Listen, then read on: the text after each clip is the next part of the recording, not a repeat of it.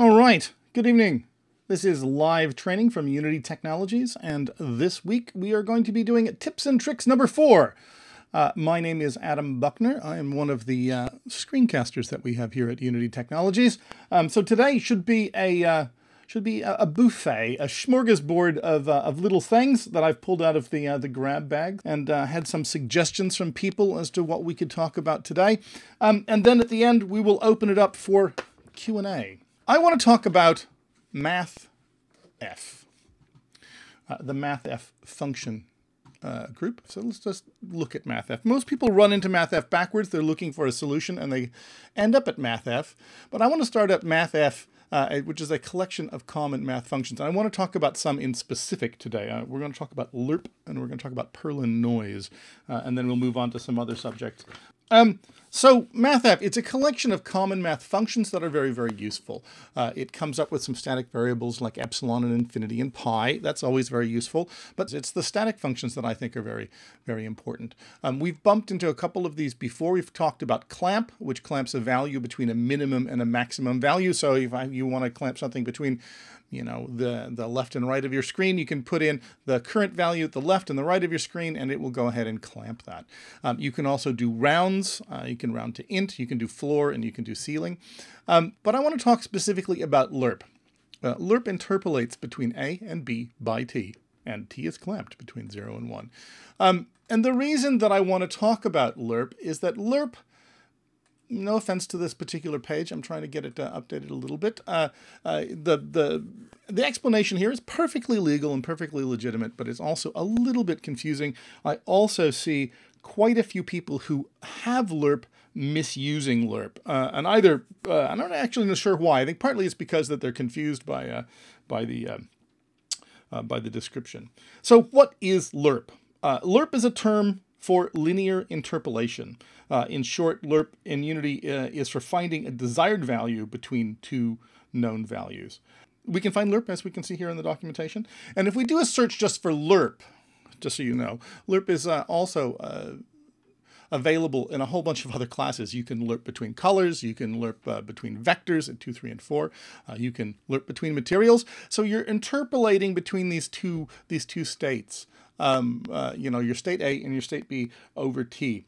One of the problems that we have when looking at the documentation is when you try to run this. So let's just quickly copy this.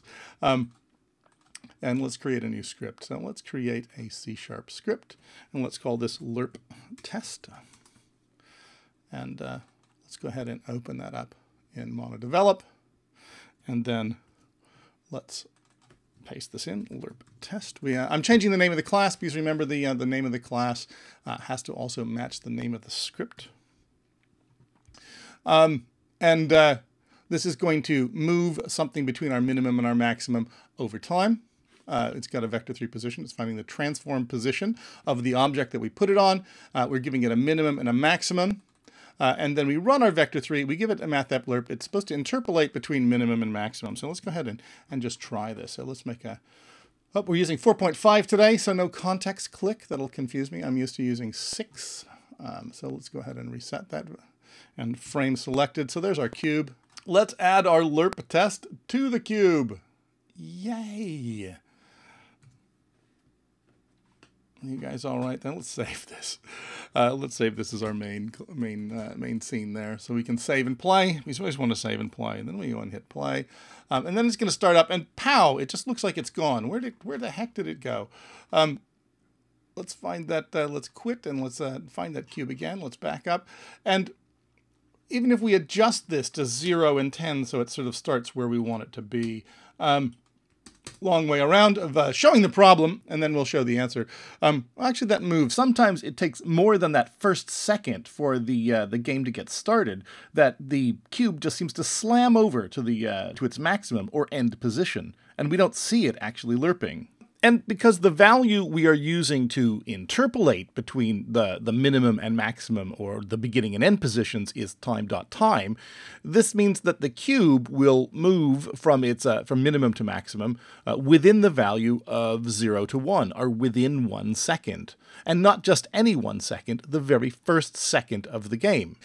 Using time.time as t, the cube just slams over to the edge. I guess my computer's actually fast enough, and people don't understand why we are running lerp if it just simply seems to move from its start position to its end position at the moment that the game starts. So when a common case, as we're seeing here for moving lerp, would be moving or animating something between our 2 points over time in a linear fashion.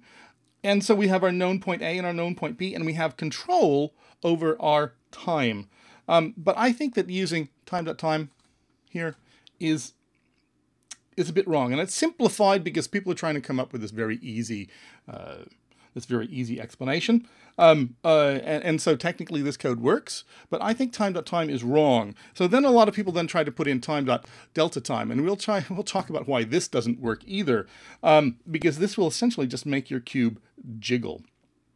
What we need to be able to get this to work properly is we need a way for us to pick our start time. So I'm going to make this example a little bit more complicated. Let's do our start. Let's have a start and end. Let's move minimum and maximum to start and end. And then make it a little bit more obvious. I'm going to start at 0 and let's move it to 90. And don't forget that we can override these in the inspector. And then we want to have our transition speed, because we want to have a control over how fast this thing moves. So let's have and let's make that a float. Our float called transition speed. And then we also want to grab a start time. Now, in a proper example, we would set the start time by an event that happens in our script rather than just setting it as a hard number. But let's go ahead and give it a delay so that our scene can come up and run. So let's go ahead and just make this start after a second. And then in our update, let me just increase this just a little bit. Let's give a float, only if I learn how to type. All right, let's call it lerp value. And that lerp value is going to be equal to that mathf lerp that we have down here. I just want to separate this out so that we can see what we're doing. Mathf lerp. Lerp, please. There we go. And we're going to give it start as our start point and end as our end point. And as our time, we want it to be, as our t, the thing that we're calculating, we want it to be the time.time in the game, which we're going to use again, only if we get the right parentheses there, time.time, which is how the game is counting up, but we want it to be minus our start time. And this is important when we select, which we're not going to do in this example, when we select that start time with an event. So we want to, have our spaceship that's tumbling out of bounds suddenly correct itself on a vector 3, where we do a vector3.lerp. So when you hit that emergency button, to straighten up your spaceship, that'll be the start time that's set by the event in your game. And then we also want to multiply this by our, how about an R in there? Transition speed. So then we multiply that by our transition speed. And that will give us our position. And I'm not going to change position because it's going to be a little bit easier to watch if we do this with rotation. I also want to show that we can do this we can lerp this for any value we want. And so that's going to be our transform, not rotation, our transform Euler angles. Is going to be equal to a new vector 3, and that's going to be our lerp value. And then 0, 0. So let's save that, come back to Unity, pray to the compile gods, frame selected in on our cube, click cube, hit F, there we go. And make sure that our lerp test is on. I'm going to reset this in case there was any values that were hanging over from our previous version of the script. So we can see that we're going to rotate between 0 degrees and 90 degrees, and we need to have a transition speed. So let's go ahead and give ourselves a transition speed of 0.5. So it's going to do this in half a second, and then our rotate time, our start time will happen in 1 second. And pretend that that start time is some private value that we set. And we can see now it rotates evenly between that start value and that end value, and that we give it that time, that start time and the transition speed to get it to work. Now, misusing lerp. People who misuse lerp. Lerp is commonly misused in one particular way.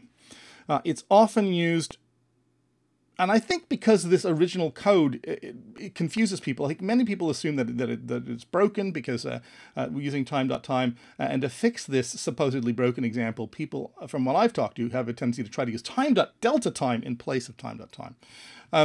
So let's look back at that script. And a common misuse example would be, and I'm going to just rewrite all this code, a public, a float, and then you'd have a destination. And then in our update, we would have our float, and we create a new float called, say, something like new position, only if I spell it correctly, new position X. And then we'd set that equal to our mathf lerp. Oh, lerp, please. Our mathf lerp, and then it would be our transform, our current transform position, dot x, our destination, where we're trying to get to, and then our time.delta time. This is what I see a lot of people using it for. And then, of course, we're going to set our transform position to a new vector 3. And that vector 3 is going to be made out of our new position on the x. And then let's just leave it there at origin on the other two for the example purposes. So 0 and 0. Now, this is common, and if we go ahead and we look at, whoops, let's get out of play mode. Let that compile, and let's give it a new destination of just, 2 in the x. And it seems to make this nice sort of smooth move. Let's go ahead and hit play again. Oh, that was in play mode, then I shoved that in. I must have hit play twice. So let's go ahead and make that 2 again. And hit play, and it moves. And it looks like, okay, it's a nice smooth move. And why can't I use this for this? It's sort of a dampening, a smooth, damp kind of way of using lerp. Partly we should talk about why it works. And second of all, I want to talk about why it doesn't work.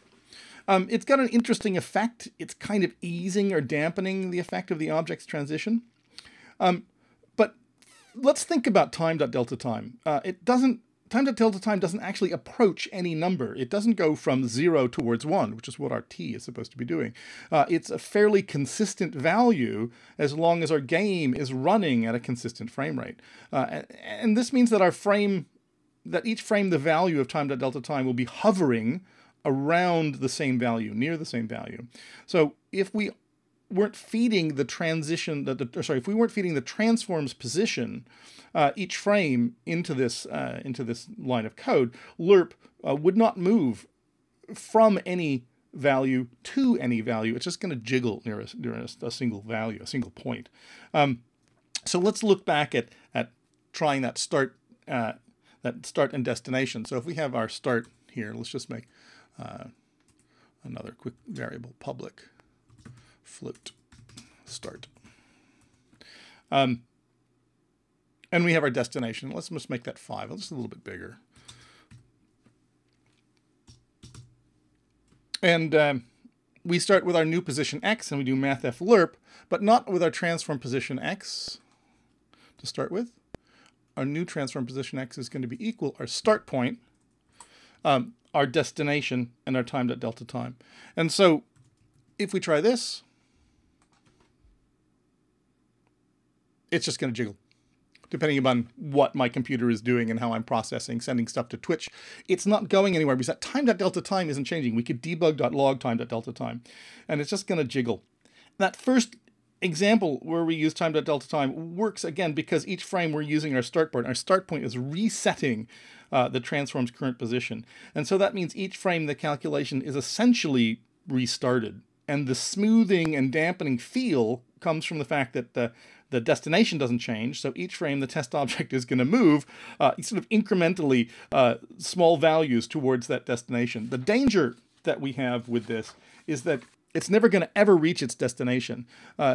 If we take a look at that first example script again, just undo this a little bit. And save that, come back. Watch the values in position. And see, even after visibly it stops, these numbers up here in the upper right are going to keep bumping along. And it conveniently went to 2. Sometimes if you're doing it for a long time, it'll run into some very, very, very, very small numbers. It would never really reach its point until essentially the float values are exceeded and the computer has to round off that number. So if we want to use it, can we still use this lerp for smooth dampening? Yes, we can. But we need to be aware of what we're doing. We can't just slam it raw and rude like we did, incrementally moving towards our direction. And like I think the key here is knowing what we're doing, so that we know how we can break it. And I was going to say, isn't that important in life? Knowing where the rules are. And once you know what the rules are, you can know how to break them. So if we want to get this misused style of using lerp to work, we need to do a couple of things. We need a threshold. So public float threshold. And let's set that to a small number, like 0.01. And then in our destination, let's just go ahead and set that here to 5. 5's good enough. And then in our update function, the first thing we want to check is to make sure if our transform's position X is not our destination. We want to make sure that if we're not at our destination, that we go ahead and check things out. So then inside that, if we've not reached our destination, then what we want to do is get our new position X from our lerp transform position X, destination, and time.delta time. And then, so if we're not at our destination, we do our lerp. And then if our destination minus our new position X, essentially the difference between our destination and our new proposed position is less than our threshold, then we want to say our new position X is the same as the destination. We have essentially reached our destination. So when we get to those really small numbers, we just go ahead and we set ourselves at our destination. Whoops, speaking of small numbers, we need a little f behind that 0.01. I'm just going to go ahead and skip the f behind the 5. And as one last little bit, let's go ahead and pop that up inside the if statement. So now we have a threshold of 0.01 and with an f, and we have our destination of 5. And then if our transform position X is not equal to our destination, then we create a new position X, which is going to be our lerp between our transform position X, its destination, and time.delta time. So each frame we're going to creep a little bit closer to our destination. And then if our destination minus our new position X, so the difference between those two is less than the threshold, we just set our new position X to the destination. We have arrived. And then our transform position is equal to that new vector 3, transform position X 0, 0. So let's go ahead and save this, and let's come back to Unity. Frame selected. So let's frame selected, and then let's back out a little bit, and then let's hit our script. And we can see that it moves towards and it comes to a nice gliding stop, and then we set our value. If we wanted to change that value from 0.01, we could try it a little bit larger. We can try it a little bit of a larger value, but I think if we get much larger than 0.01, we'll see a pop right towards the end. So as we move towards it, I think it's going to pop. Bink, yeah. So you need to give it. You need to have that number small enough, but we don't want it to sort of creep down into the point where we don't want it. We want to keep that number small enough so that we don't see a pop, and yet we still go towards the end.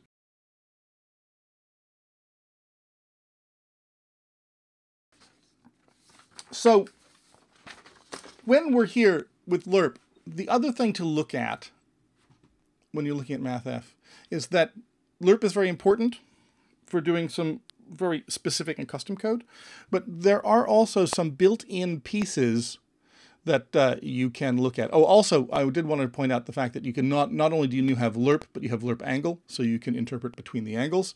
And you also have spherical linear interpolation called slurp, which we're not going to get into today.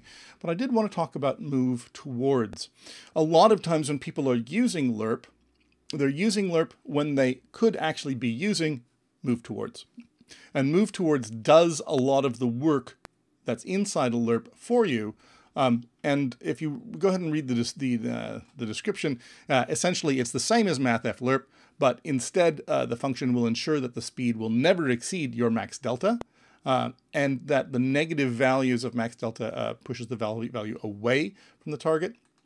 And I think this is very useful for doing certain things like, what I think the example here is refilling the equivalent of a health bar. So if you had a current strength, and you wanted to have, and you have a max strength and you have a recovery rate, that mathf move towards is going to move you always through from your current strength towards your max strength. It's going to push you in that direction.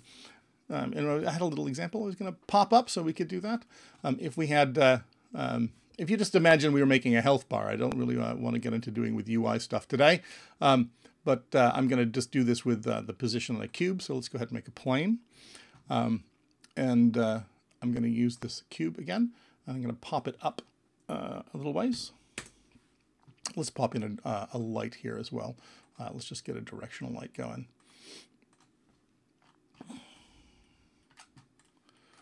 And get a good looking side of that. And then let's create another C# script. And let's just do this one, move towards test. And pop that onto the cube. And then in our move towards test, I'm going to go ahead and sort of use this example. I'm going to go and grab this example bit here first. And paste that in. Move towards test.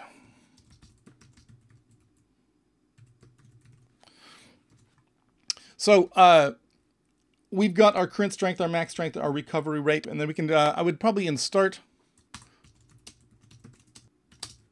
I'm going to set my current strength to be equal to my max strength. And then in my input, my update, I'm going to do an input just so we can give ourselves some insta damage if the input is get mouse button down 0. So that first mouse button. Let's say our current strength minus equals, I don't know, 1. How about that? And then where we have our recovery rate underneath, and then we are going to set transform.local scale to a new vector 3, and that vector 3 is going to be 1 current strength. Equals. God, I'm just not doing it with it today. Equals current strength. Copy it. Current strength 1. All right, and again, pray to the compile gods. Make sure that I've made a mistake. Oh no, I'm doing great today. Can I just go home? Yep, second one of those.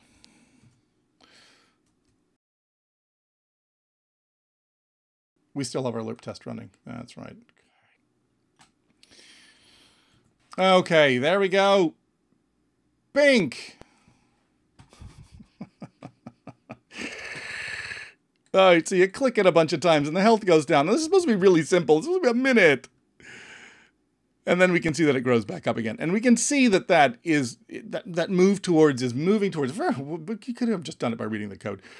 We've got our current strength. You can watch the current strength come back up again. We can see our max strength. We've got our little cube. You take our damage. You know, this could be health. This could be anything you're recovering for. This is showing you why you don't need to use lerp. Just use move towards. So the other thing I wanted to show you while we were here, and I want to move on to some other stuff. Perlin noise. You can get, amongst all of the other things you can get in mathf, you can also get noise. You can get Perlin noise. And Perlin noise is nice because it is not completely random. It is pseudo-random. And the float values, you can look at that picture, you can see it's a bit like a cloud, is that the values are always, to a certain degree, softly moving from one value to another value. Through, in this case, it's grayscale, it's moving through shades of gray between white and black. And one of the examples that I saw that someone had used this for was grabbing Perlin noise to make a camera shake, because it wasn't as violent and random as using a random number, just using random.range or just picking a random value. And you can sample it pretty regularly, and you don't need to dampen or smooth between the values, because the values are dampened and smoothed inside the range that you get. And if we look at the description, it's 2D at this point. You're looking at rows and columns, but you can simply get a single value by just looking at essentially an X value. Here we have of 0, or pick a value that you want. So again, let's do another simple test. Let's call this Perlin noise test. So let's go ahead and open our Perlin noise test. So public, float, let's just call it value. I don't want to come up with anything interesting tonight. Let's grab a vector3 just out of convenience, because it's going to hold it. Another public vector. I don't care if it's, doesn't even be public or private. Just private's fine, vector3. Called offset. And then in start, I'm just using the offset just to get some random numbers. I'll explain what I'm doing here in a second. Offset is going to be equal to a new vector3. And that new vector3 is going to be a random range from -1 to 1. And this is just, it'll make sense as to, I'm sort of pushing the envelope again with this one. We don't really need it, but it kind of makes it fun. And then let's duplicate this a couple of times and get rid of that trailing comma. So essentially what I'm doing is I'm making a random range of -1 to 1 for X, Y, and Z. For our offset. And then in update, let's just grab 3 floats and just call them sample X. And that's going to be equal to mathf, again, our wonderful mathf, Perlin noise. And what we're going to grab here, because we want that number to change, we're going to use our time.time. So this number will continue to increment up as our game continues. And we could use 0 or whatever. Let's actually start off with 0 here, and we'll see how this works. I'm going to start off with 0 here. So that's my sample X, and I'm going to copy this, and let's get sample Y and sample Z. So I've got 3 samples now of Perlin noise. And let's take our camera, .main. So this is grabbing the main camera. There's a little shorthand for grabbing the main camera. And let's grab its background color. And let's make that equal to a new color. That's going to be sample X, sample Y, and sample Z. Save this. Come back to Unity and find out what I've done wrong again. Oh, in my funny little shorthand, I forgot the semicolon at the end of that. So yes, that is my stretched out statement has been shoved into a column. That should be fine. Good. Yes, we know offset hasn't been used. Let's go ahead and put that on any object. It could be the plane, because it's going to find the camera.main. Could put it on the camera. Let's save this. Let's go ahead and hit play. And we can see how that's grabbing random values. And they're relatively soft. They're lerped already. They're moving back and forth through that range that we're seeing. It's gray because we're asking it for the same value. Because we're using time.time for the same sample, and our offset is the same. So if we look at what we're doing with that picture, we're dragging through a single line of pixels through this. And so that's going to return that same value for each one. Now, if we were to use our samples here, not our sample, but our offset. So offset X. Actually, let's do it this way. And our offset Y. And our offset Z. Now, so this is going to be whoops, Z, please. So this is going to be random numbers. So we're going to pick random numbers relatively close to each other, but random sort of slices through whatever the image that it's going to create. And when we come back to Unity, and thank the compile gods, I did sacrifice a small animal, and so I didn't make a mistake. It's still gray. It's not supposed to be. Okay. Maybe they need to be bigger. 10. Because if the numbers are relatively close together, they are going to be gray. Now, I thought that 1 would be big enough. So you're making we have to make a large enough difference so that those points diverge from each other.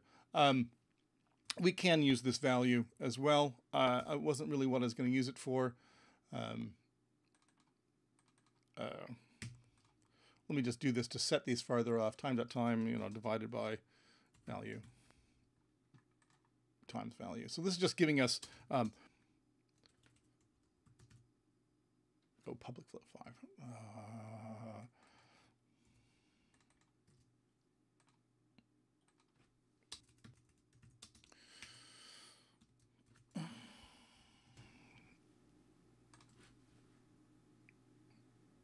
The larger the difference between these values, and you see now it's really poppy because our values are relatively far apart. This is the other thing I want to show you. The farther you get your values apart, the less smooth it's going to be because the RGB values that we're dealing with are going to be farther away from each other. So therefore, it's going to appear more random, and the numbers as they're offset are going to create a more varied RGB color that you're going to get.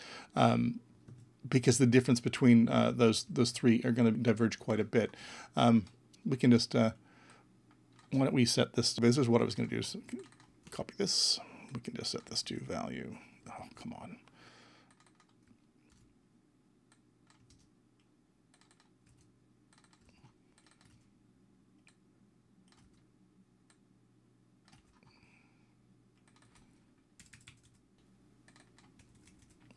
Save that, back to Unity. Got our value of 5. Let's see how that works for diverging. Not too bad. So you could fuss around with this value and how far apart you wanted these things to be. So you're picking this random number, but the random number is something that smoothly moves in its value. Camera shake. Changing the color of the background of your camera. So Perlin noise, mathf. I'm going to move on from mathf. I've been so successful with it so far. I was going to talk about aligning game objects and vertex snapping.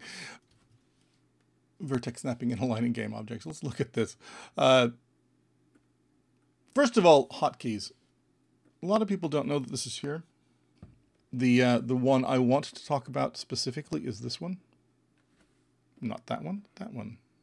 And there's some other very useful tools for quickly moving game objects around in the scene.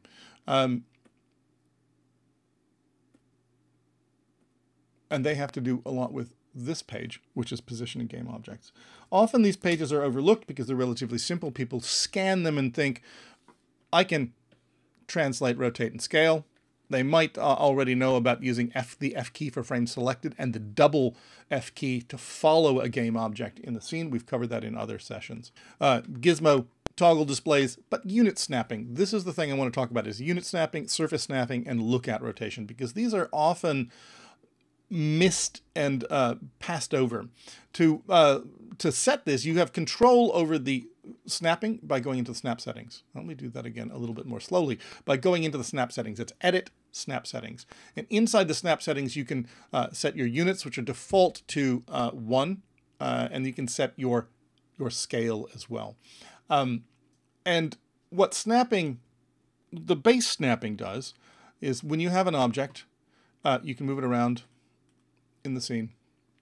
If you hold the Control key on Windows or the Command key on Mac, it will snap exactly 1 additional unit from wherever it was. So let's just sort of move these into a new location. You can see that if you look at the transform position up in the upper left, they're all completely, not random numbers, but they've got, they're not evenly snapped to the grid.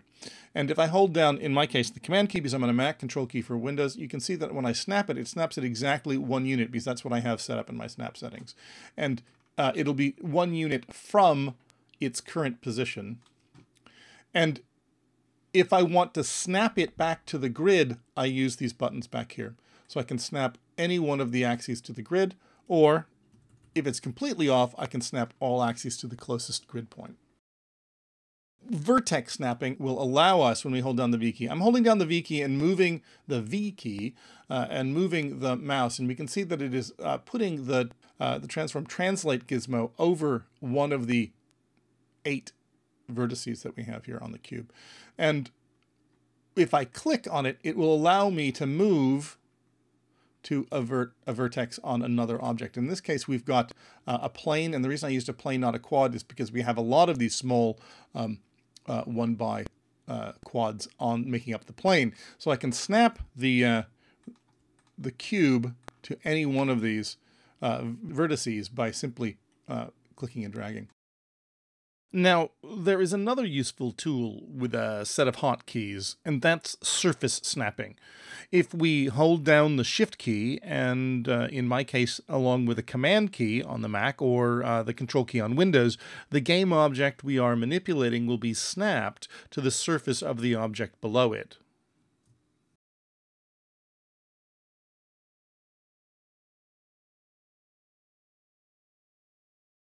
You can see that it's snapping it to the surface. So if I'm up here and then I move it, you can see how I've snapped it down to that surface. So if I've got my treasure chest and I'm in my dungeon, I can just drag that thing, that cube. Here we go. There's our cube. That cube is a treasure chest. It's a prefab. Drag it into the scene. Hold down the Command and the Shift key, and it's going to snap to that ground surface. And so it's going to align it perfectly. I don't have to get really fiddly about it. I can just snap it. The other thing that you can do with these, using another key combination, or the same key combination in another tool, let me go ahead and stretch this out on the Z-axis so we can see that it's long and thin down the Z. And then I go into my rotational tool, and I can rotate my cube, grab it by the middle to free rotate, or I can grab the axes and do a single axis rotation. But if I click on one of these axes or the middle and have the Command and Shift key down and hit a surface, I am looking at the point where my mouse is touching the collider. So if you want something to rotate towards something, so I can point something at it, and this is true for a light as well, is any game object. So if I want to point my light at something, so let me reset this. Bink, and then let's just move this up. Yep. And then I create, let's get rid of my directional light, and then I create a spotlight. And translate, just lift it up so we can see it. And then frame selected. And then I can go into my rotate tool, Command and Shift, and I can spot it onto whatever surface I want the spotlight to shine onto. So it's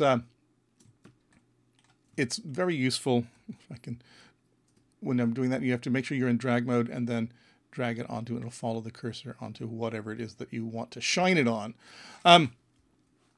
Now, speaking of our prefabs, let me put that directional light back on because it's a little bit more interesting. if we had something, which is what I was working on, when that failed, I was going to bring in a little race game with some track that we could zip together, but I'm not going to. I'm going to put some cubes together. So that, again, that vertex snapping bit where you can also then duplicate your game objects, you know, and then remember the V key.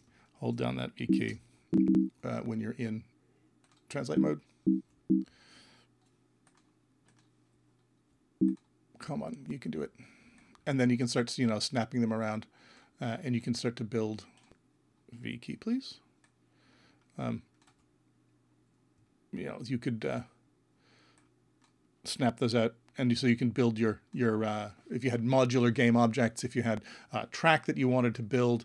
And these are things that, especially when you're dealing with odd sizes, so if you've got strange scales, and you can't deal with snapping things using the grid. We talked about that earlier, where we're snapping the grid. You've got some things with some odd scales, and you want them to snap up. It's going to be really, really hard to get the vertices to snap up if you aren't using, in translate mode, the vertex snapping to get to an object.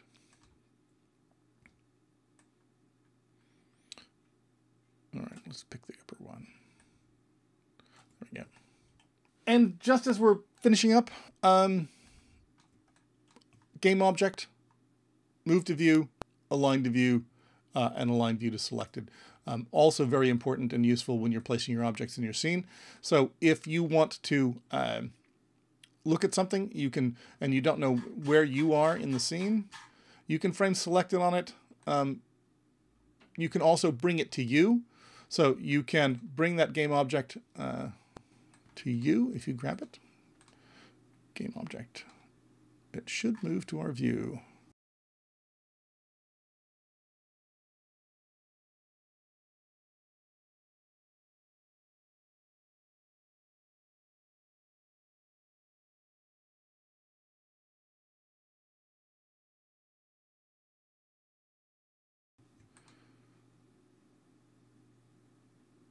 Or we should move to it.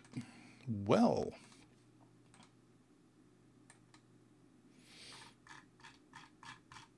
Well, blow me down. I'll give up on today. Well, we know frame selected, but we should also, well, we can align with view, and it should come to us. So there's us.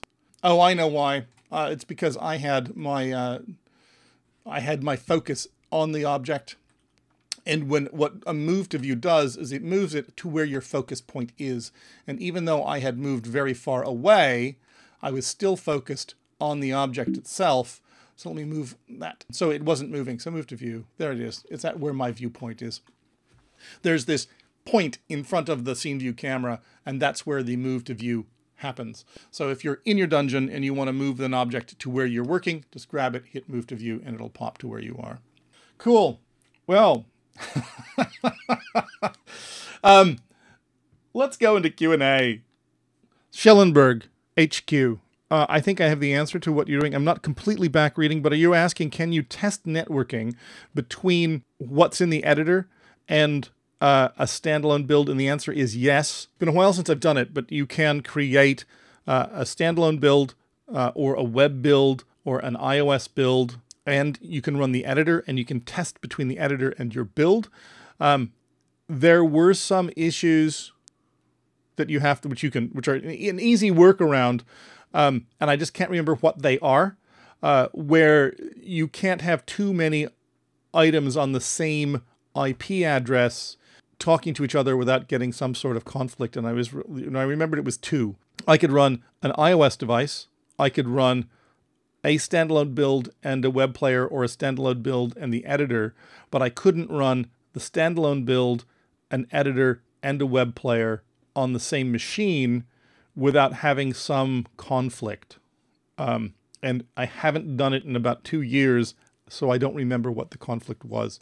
And sadly, I'd pop it up and let you look at it, but it was a version 3 project, and I don't think it survived several upgrades, including UI. I was using Easy GUI at the time, and and I haven't updated Easy GUI to the point where it runs in the current version of Unity. So the last time I opened the project, it was full of errors that I hadn't fixed. Otherwise, I'd actually run you through it and show you that you can do that. But I can't. Sorry. The other thing, and I see that you've mentioned Photon, is that I was using the built-in Unity networking from version 3. And there have been some updates to it in version 4, and also there's going to be some massive updates to networking in version 5. Why don't I go ahead and see if I can grab that URL. Unity networking 5. Let's see what we can find from blogs.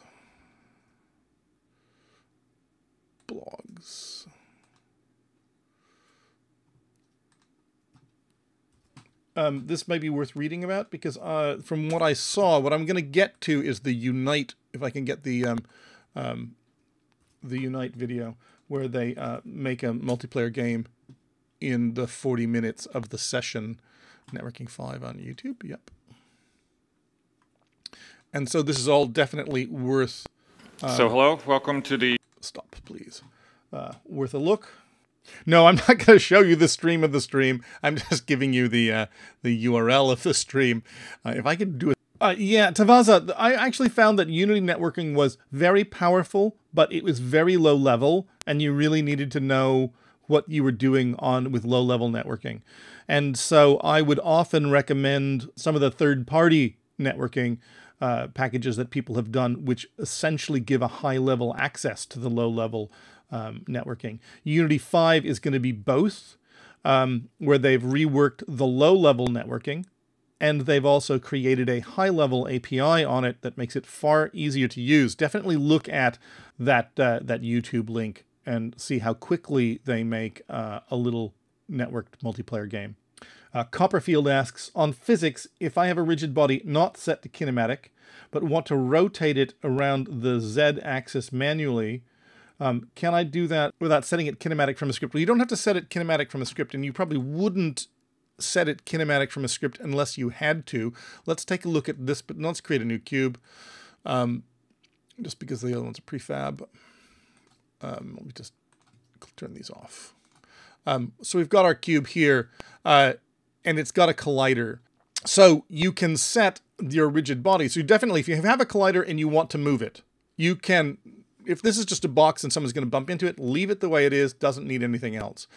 If you are going to move this collider in any way, you first need to have a physics rigid body attached. And this is pretty much true going into 5 as well. And then you want to say it's a kinematic rigid body if you don't want physics to, the physics forces to interact with it. So if I was going to make actually any of these tests that we've done, which move or rotate the cube, I would want to have a rigid body attached, and I would want to then make it is kinematic, because if it isn't is kinematic, you know, you can turn gravity off, but essentially it's going to start behaving. You can bump into it, you can push it around. When it is kinematic, you can move it. It won't trigger the rebuild of the cache, but it won't take up that performance hit, and you can go ahead and move it with the script, and it won't be moved by forces in the game. Rawan Sulf is asking, I'm just a beginner and I want to get a general view on how to make a game suitable for Android. The main thing about making a touch game, I think, is primarily rethinking the way that you do input. We do have some pre-made input scripts that you can get in the sample assets on the asset store.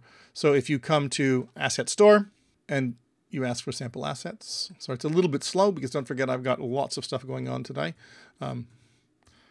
Sample assets, and there will be some 2D scripts going on in here as well for 2D input. I believe there's some joystick scripts and some other things, but a good example of a game that works well. It's not us. This is not a Unity game, but I think it's a very good example of using limited input for having a reasonable good game that is very successful. World of Tanks Blitz.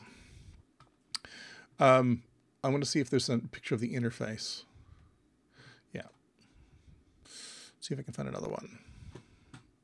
Go ahead and push through, because this is don't want to spend too much time on an example that 400 by 300. Oh, that one's not so bad. So this one works, if you imagine, with your hands holding the back of the device and 2 thumbs. So there's your move. This side is utilities. This is a communications menu. That is a zoom menu. That's the fire. There's also an optional fire here.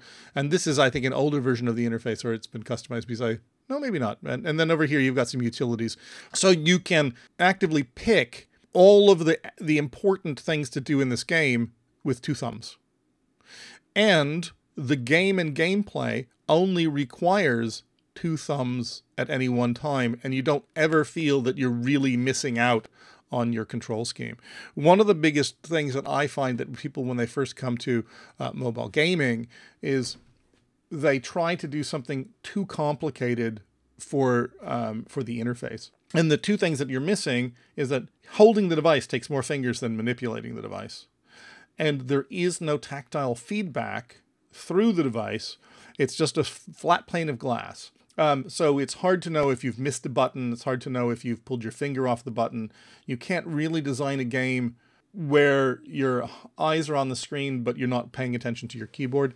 Also, typing any content into the keyboard is more difficult, even on large devices like an iPad or a tablet. So I'd say the first thing is limit your UI and your gameplay to understand that UI. And I think the next thing is then just make sure you're aware of the device's limitations. Though they're very powerful now, they still are more limited compared to even a browser game.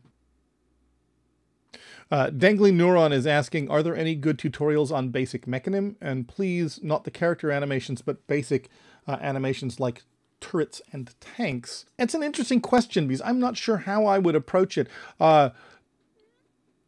I would have a tendency to approach at least turrets on a tank using mechanical scripting rather than animation. Can you, and I'll look at the bottom, can you give me a description more of how you're approaching this with animations? Because I would imagine if I was a tank, I mean, like World of Tanks, I would have the turret being a separate game object with its own transform that I was manipulating within the physical bounds, you know, parented to the tank body model. And certainly World of Tanks has certain things where it allows the tank underneath to move independently of the turret. But I wouldn't be using Mechanim for that. The closest example of non-character animation stuff for Mechanim, I would actually say, is look at Animate Anything, which is a session I did a little while ago.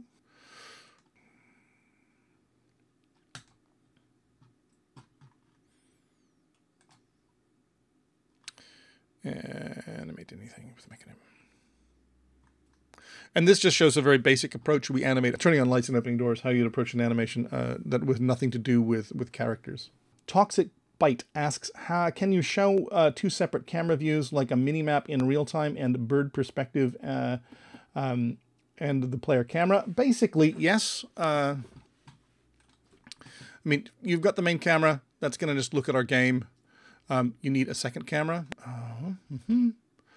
Create camera. And can we rearrange these? I never remember what version I'm in. Oh, I can. Yes, I just want to put them together. So let's call this our other camera.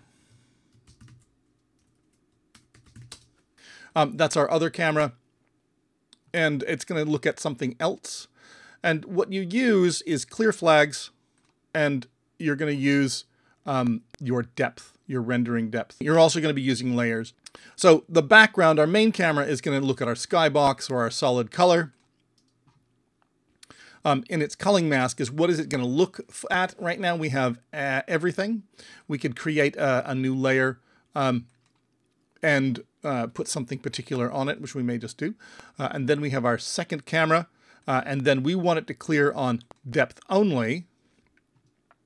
And then let's give it a depth of 1, because it's going to start with lower numbers and move up. So our main camera started with a depth of -1. Our other camera started with a depth of 0, possible. I kind of like to use I like to use my additional cameras with positive values rather than 0. So I've got negative and positive. I don't have a tendency not to leave cameras on 0. It's just me. There's no reason not to. Its depth is it's just a float value that you can set to be anything. And here's our other camera. Let's move it around. And you can see already that we've got two things that are rendering. And the camera view here is only showing that cube. You can see there's the cube in front of it. There's the camera that I'm rendering. Now, if I wanted to, I could take this cube and I could add a layer. And let's put this on a user layer. Let's call this minimap layer. This cube is representing whatever your minimap is going to be. So there it is on our minimap layer. Pink. We made the layer. We now have to assign the layer. Our other camera is now going to look at nothing except for the minimap. And so there's the cube. And then if we look at our main camera, it's way over here. Yay. So remember, we've got camera and cube over there, camera over here. And we will now say it's going to look at everything except the minimap. And so now as our camera moves around, you can see that the camera, our main camera is moving in our game world. Let's just adjust our position a little bit. Now this is a bit silly because of we've got a cube here, but you know, basic idea. So we're going to render the cube up in the corner. We could fuss with viewports and other things. You can look at viewports as well, so you can move the viewport around, which you can use for placing things. So you can share. You can actually have one half of the screen rendered by one camera, one half of the screen rendered by another camera. So now we've got our game world camera that's moving through the game world, and we can see that we have our second camera that's rendering that cube, and it's not moving. If for some reason we wanted to, frame selected, you know, we're going to move this camera, we can see that the cube is moving. So that's how that's the basic idea of how you separate two objects on two different cameras, on two different layers. You can use this for UIs, you can use this for mini-maps, you can use this for rear view mirrors. You could make a little object in the corner, and then you could face the camera behind you, and your car's driving along, and up here is the view of the rear view camera, which is the objects behind you. Vism asks, what is the best way to keep two game objects a specific minimum distance away from each other? I currently have a sphere collider child objects on them on a separate layer which only collides with itself. That does make sense. It depends how hard you want these things to stay away from each other. If you want them to be solid, a collider is not a bad idea because you bump into the collider.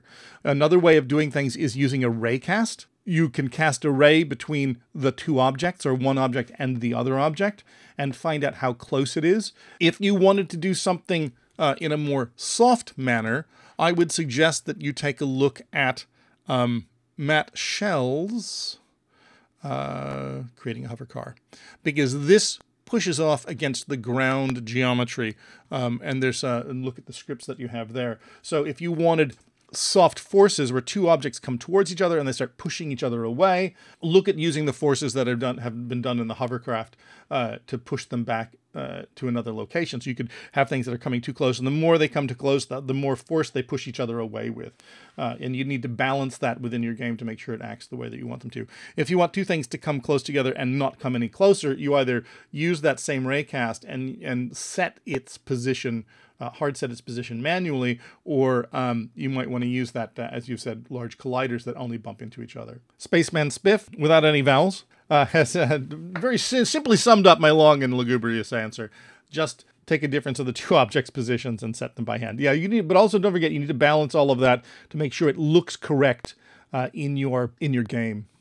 I would have a tendency to use colliders last. I'm seeing that several people are making comments, and colliders are possible. I would try to use raycasts and testing The other thing you can do is just get a reference, as Spaceman Spiff is suggesting, get a reference to the other transform, and then you don't need to raycast it. You just simply need to compare the positions of the transforms of the two objects, and you can get an idea how close they are with each other, as long as it is purely distance that you are worried about. The question from King Jake is, what is the way that Unity's time.delta time is built? Let me bring that up. Let's look at time. It's a bunch of times. Delta time is the time in seconds it took to complete the last frame. So essentially it's just a single number of what it took to complete the last frame. And if let's just actually take a look at this. So if we wrote, made a new C# script, and delta t test. And we just simply in update said debug.log time.delta time. And then this is gonna be popped into our console. So let's bring up the console, and I do not want to collapse, not that it's gonna really help. And let's go ahead and hit play. 2 audio listeners, yes. Yeah, thank you. And I have to put that on a camera anyway. What that was is that I created 2 cameras and we've got 2 audio listeners. So we need to either remove one of the audio listeners or turn it off, because Unity can only have one fixed location for where the audio is being gathered. So let's go ahead and put that delta time tester on a cube and hit play. And we can see every frame we're getting a number. And so every frame it's taking 0.06 right there, you know, 0.12, 0.07, 0.016. So each frame is a little bit different. My machine's doing a lot of different things. Talking to you, I'm running screen capture and screen recording and streaming stuff. So that's all affecting what's going on here. And this is simply the time it took to render the last frame. And we have that because there are certain functions that happen in update. And if you want it to be smooth, so you're moving something in update, you only want it to go as far as it should during a frame. So you need to know how long that frame took so that you know how far to move it. If you want to accumulate that, you want an accumulated time, then I would look at some of the other time functions. There is time.time, which is the time at the beginning of the frame, and this is the time in seconds since the start of the game. But time.time can be paused when you set timescale to 0. The scale at which time is passing. So you can change scale to slower and slower and slower. You can change scale to 0. Time scale at 0 is often a way that people use to pause a game. So then there is real time since startup. And this continues to count even if time.time doesn't. You've stopped time, time doesn't count up. Real time since startup will continue to count up. You can also do things like you can set how the maximum delta time before the frame basically kicks over to the next frame and does its render. Time since level load, unscaled delta time. So you can look at some of this stuff that's going on. There's a bunch of different ways that you can capture and manipulate and look at the value of time in your game. So the difference between print and debug.log, essentially it's the same thing, but print can only be done in a mono behavior, if I really remember correctly.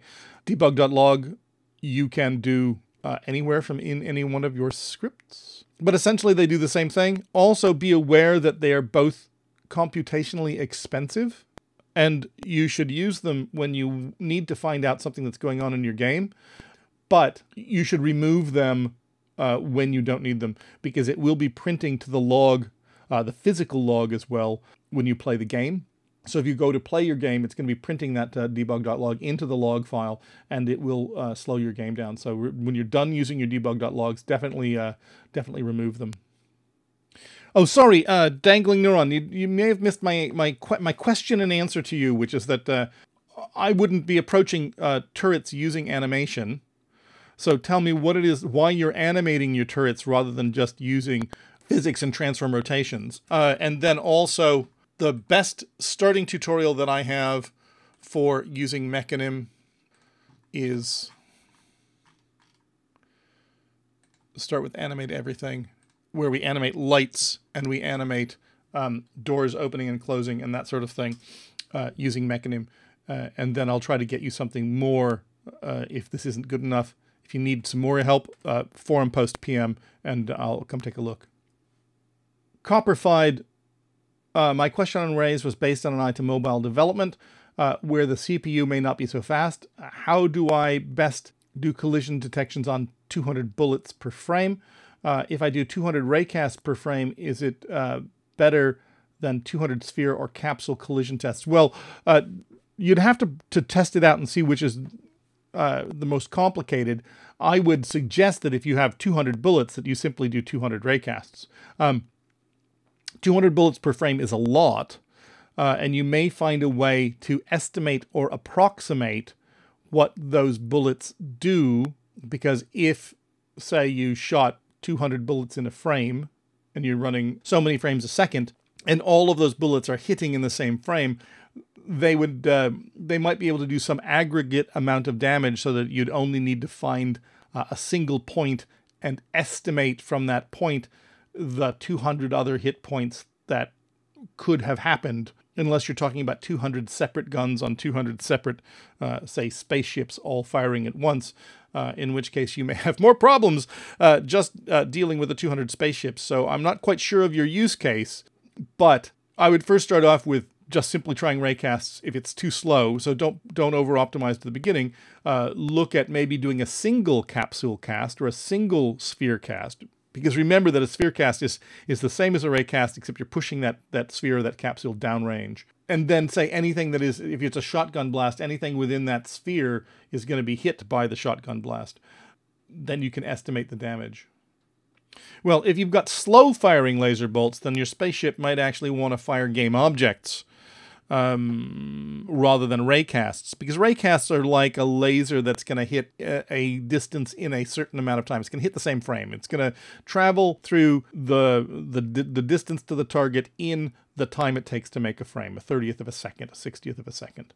You know, many people are used to that with, you know, shooting a game. You're not going to, you'll see muzzle flash and then you'll see sparks that it's hitting. But sort of that classic Star Wars laser bolt often can be very nicely simulated by throwing out a physical game object or a sprite or something along those lines that travel through space so that you can see that object moving. Yeah, if you're dealing with small rockets rather than lasers, don't worry about raycasting unless you're doing something like you're doing wire-guided missiles and you've got a target that your spaceship is trying to lock onto an object and the torpedo is aiming for that point, essentially the laser rangefinder. You won't need a raycast. Mad AFK Minima, how can I test a game without repairing the internal errors without any output? No.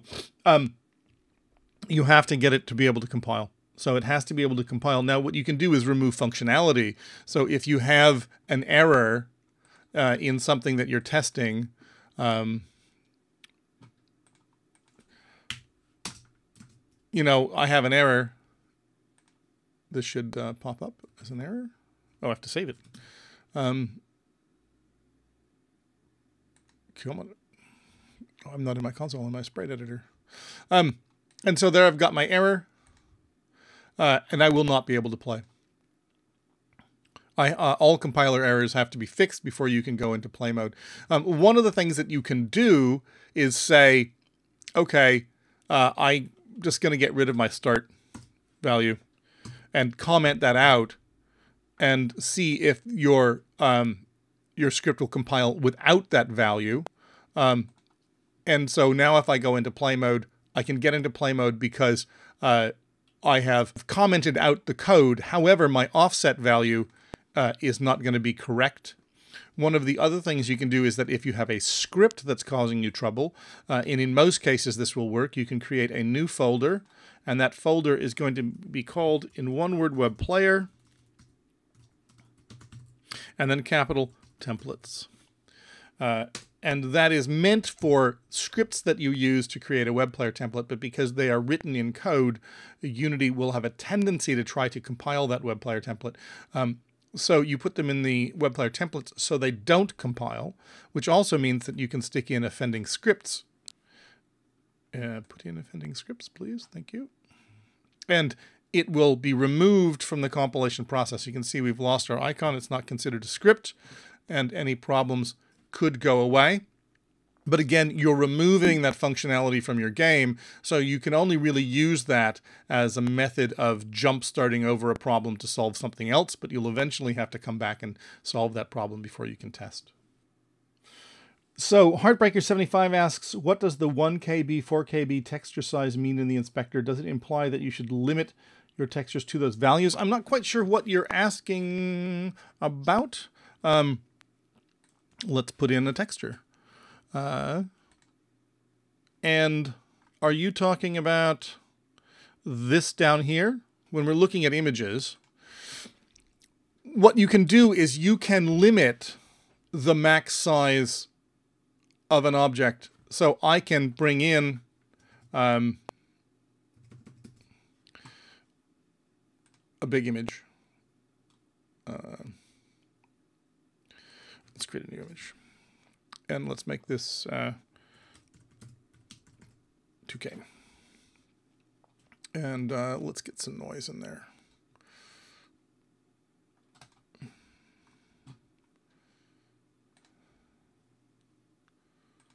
So I've got some noise. There's my motion blur. Yay, it's brushed steel. Whatever it is.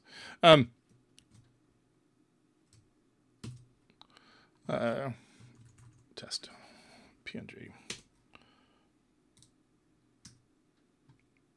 Oops, where did I put it? Oh, there it is. And so there's my test, and it's really big. It's a big 2K file. Now, I can use this as a 2K file. I can actually set this at 4096, and it will not make my it's not going to make my texture any bigger. It's never going to get larger than the size that it is. We look down here, it's been imported as 2048, even though I have this set at 4K. I want this to be as big as possible. I can set it at 2K, or 2K, and again, it'll re-import, it'll go through this import, and it will be 2K. So essentially, it's never going to get any bigger. But I can choose to limit it, and when it's imported, Unity imports this. It's not going to change the actual asset. That asset is going to stay as 2K. It's going to bring it into import it into the library, make some changes to it, and save it in the library without changing our asset in any way. So when it goes to the build, it'll pull from the library. So I can choose also to make this a true color, 2048, and you can see when I apply, it's going to pop up to 16 megs. But I can change this based on my target. So fine, I don't mind it being that way for the web or my downloadable standalones for Mac, Win, or Lin. I'm going to go to mobile devices, and 2K is too big. I want to make it 512 and 16 bits.